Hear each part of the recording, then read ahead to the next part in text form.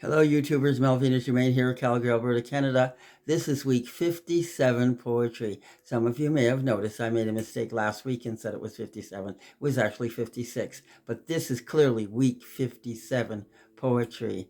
And come, have a cup of tea with me while I read my poetry. Yeah, I like that. It's really nice on the throat, you know? Well, today is November 11th, and we remember our veterans today. Let's not forget them. This is why we have freedom now. Let's not forget those people that went out and fought so bravely for us. You know, in my family, we had several veterans. My grandfather back home in Nova Scotia, my uncles, and also my father in Toronto. And here, my father-in-law and my son-in-law were also veterans. As a matter of fact, a couple of years ago, as a gift, I made this for my son-in-law. Isn't that beautiful? I painted it. I'm very proud of it. And he really, really appreciated it. So let's remember them. I hope you gave your moment of silence today and think of them often. And while you're thinking of them, think this way so we don't have to have war again. Think positive and send out those positive thoughts so people can sit down maybe in a boardroom or wherever and have big, big decisions without, make big, big decisions without war, without arguing, without fighting. It's not necessary. I'm sure we can create peace without firing arms, blowing up buildings, and killing people. I'm sure we can. Put out those positive thoughts. Let us, as a people, do that so we don't have to do this again and again, killing new people.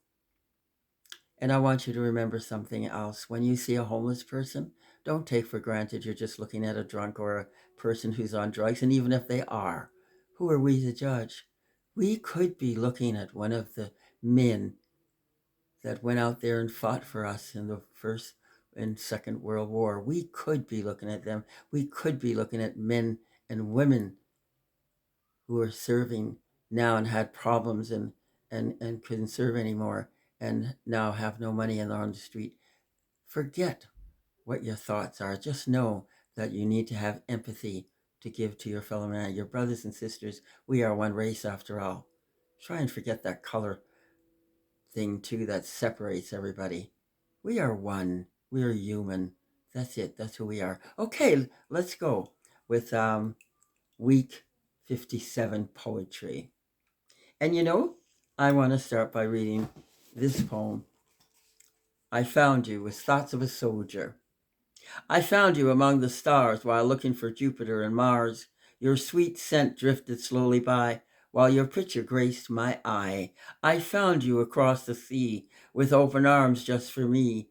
The night sun set the earth on fire while my mind filled with desire. I found you in the early morning rain when your teardrops fell again and again. Silhouettes danced on the old tin's roof while I listened for every little drop. I found your warmth in my bed, cradling me, touching me, loving me, holding me oh so tight, making love to me all through the night. I found you when warm winds became cold, when my body changed from young to old.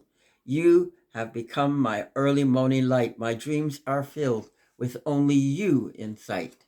And when the enemies came and dragged me to my feet, it is only you that I will see, only you that I will meet.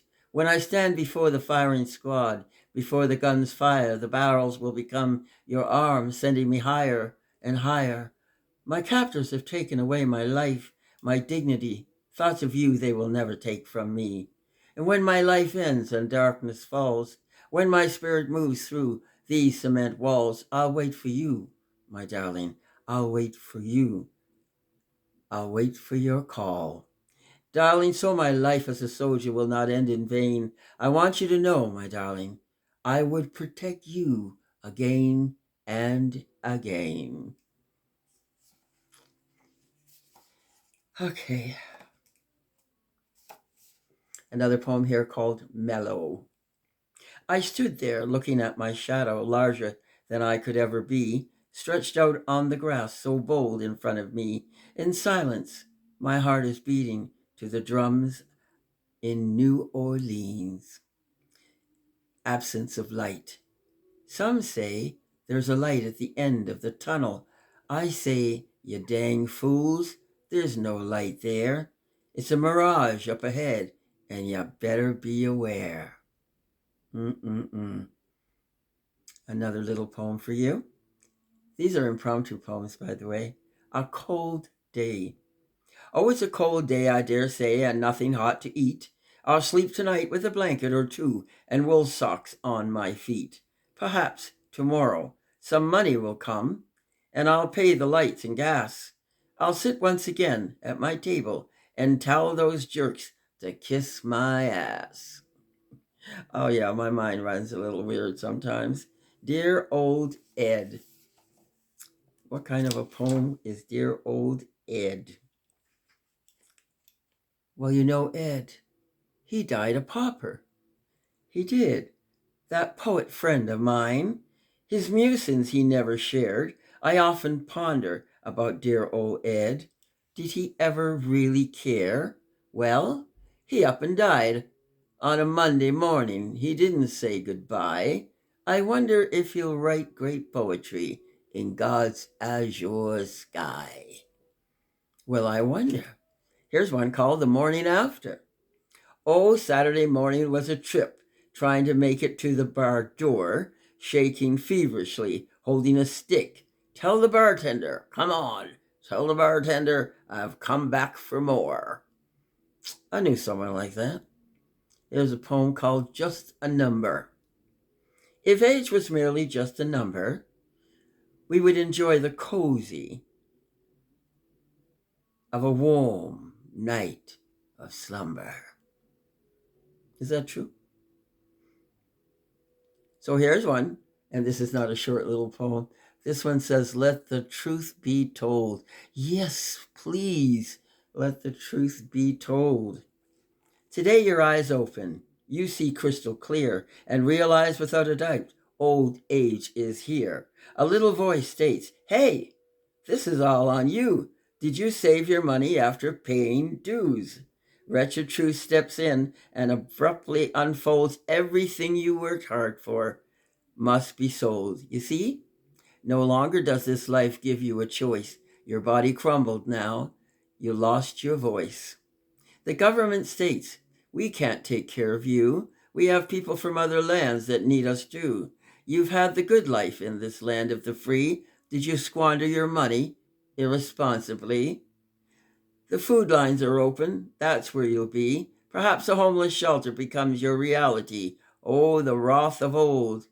Age can be a slap in the face as your body turns on you in the shortest race. If a stroke grabs hold, taking you by surprise, such a brutal change brings forth a disguise. You can't remember, you no longer speak. Those you love live on Burden Street. Farewell, good life, stand up, nasty and true. You recall a memory, many admired you, gazing in the mirror, wondering who you are. A faint voice says, you were once a star. Oh, that's a horrible memory.